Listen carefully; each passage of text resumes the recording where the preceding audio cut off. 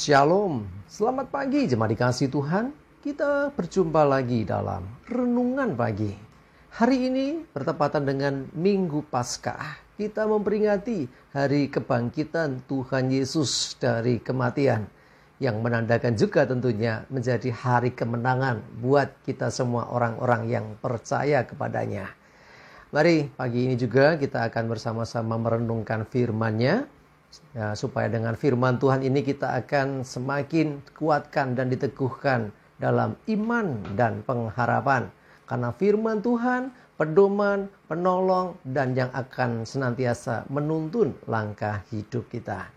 Sebelum merenungkan firman Tuhan, kita berdoa terlebih dahulu. Supaya Tuhanlah yang akan menyingkapkan, Tuhanlah yang akan menyatakan kebenarannya, dan kita akan diurapinya sehingga kita bisa menangkap, mengerti, dan juga menghidupi, melakukan firman Tuhan dalam hidup kita. Mari berdoa terlebih dahulu.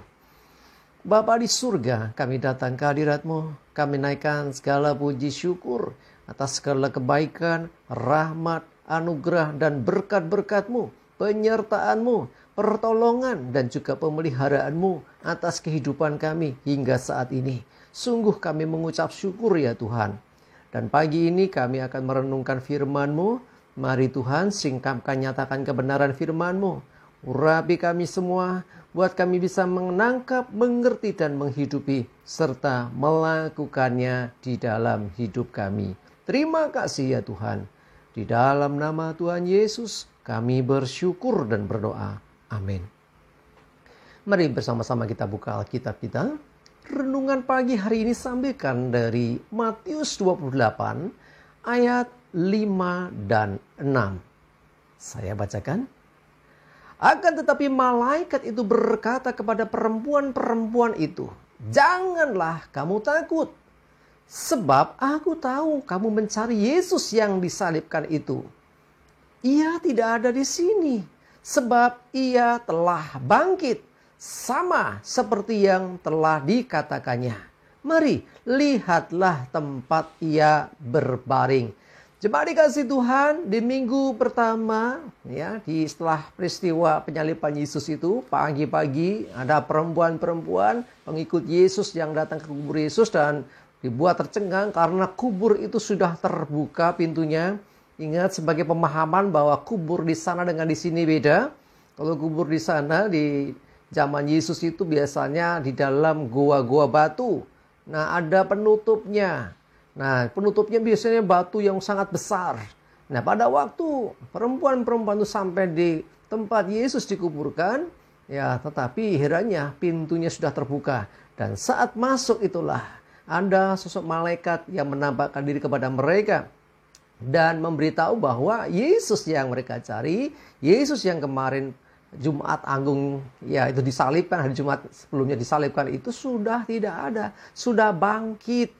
Dan itu pun seperti yang memang Yesus sudah sampaikan, ya, bahwa dia akan menderita, mati, dan bangkit kembali. Nah, perempuan-perempuan itu kaget sebetulnya. Kok bisa? Nah, lalu diperlihatkan, ini tempat dia berbaring. Tidak ada lagi tinggal hanya kain kafan saja. Cuma dikasih Tuhan, apa yang terjadi pada waktu itu? Ya, Yesus bangkit menggenapi apa yang dia sendiri sampaikan kepada murid-murid. Bahwa dia akan bangkit di hari yang ketiga. Ya, jadi peristiwa kebangkitan Yesus ini adalah bagian dari sejarah umat manusia. Ya, kebangkitan Yesus ini menggegerkan, menggemparkan dunia. Karena dialah pribadi atau manusia yang bangkit dari kematian. Tetapi kita sadari dia sudah menyatakan sebelumnya. Jadi kebangkitan Yesus mempunyai makna atau arti yang dalam bagi gerejanya dan bagi kita orang-orang yang percaya. Yang jelas yang pertama, dia menggenapi apa yang sudah dinubuatkan. Dia menggenapi perkataannya sendiri. Ya, berarti Yesus benar, perkataannya benar, sehingga dia menggenapi apa yang dikatakan. Pengertian yang kedua, Yesus bangkit kenapa? Karena dia sudah mengalahkan alam maut. Ya, alam maut sudah dikalahkan, sehingga maut tidak berkuasa atas dirinya, sehingga dia bisa lepas, dia bisa bangkit dan hidup kembali dari kematian. Ini adalah satu yang luar biasa tentunya.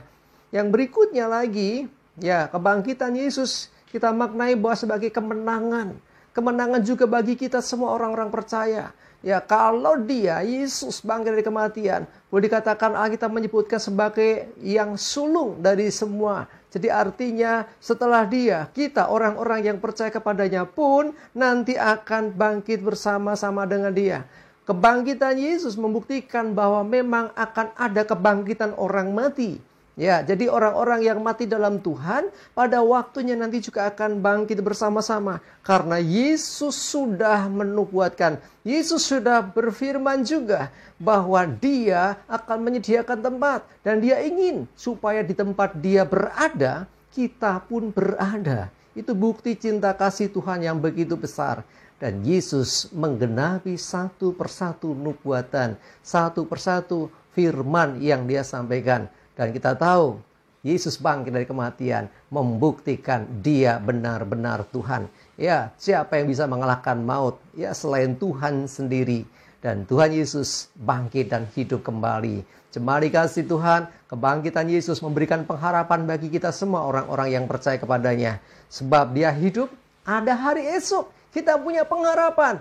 Ya, kematian saja Yesus kalahkan. Artinya dia bukan hanya membangkitkan orang mati, tetapi mati kembali. Kalau kita lihat ada di sana ada Lazarus yang pernah dibangkitkan Yesus, tapi kemudian mati lagi kan. Ya, tetapi nanti pada kebangkitan yang berikutnya itu adalah kebangkitan yang akan dialami semua orang.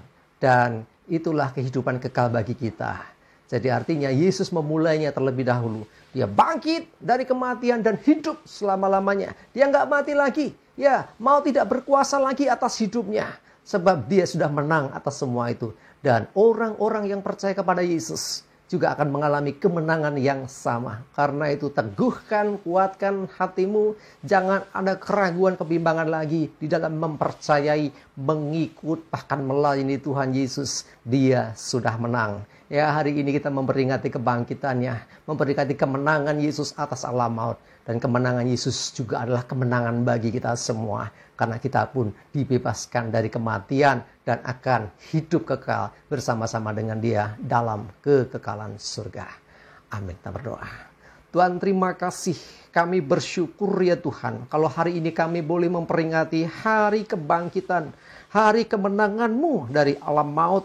Engkau tidak lagi dikuasai alam maut. Engkau bahkan bangkit dan hidup. Bahkan hidup untuk selama-lamanya. Kami percaya dengan demikian orang-orang yang juga percaya kepadamu akan mengalami hal yang sama. Yaitu akan hidup kekal bersama-sama Engkau dalam kemuliaan surga. Terima kasih ya Tuhan, kami sungguh mengucap syukur.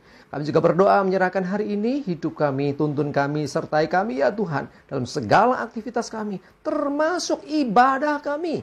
Ya, hari ini kami akan beribadah kepadamu, memperingati kebangkitan-Mu. Terima kasih, kami bersyukur.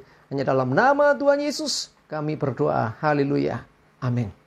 Mari jemaat dikasih Tuhan, semangat maju terus dalam iman dan pengharapan. Jangan lupa ya, hari ini utamakan beribadah kepada Tuhan, bersyukur dan bersukacita atas kemenangannya. Tuhan Yesus memberkati. Amin.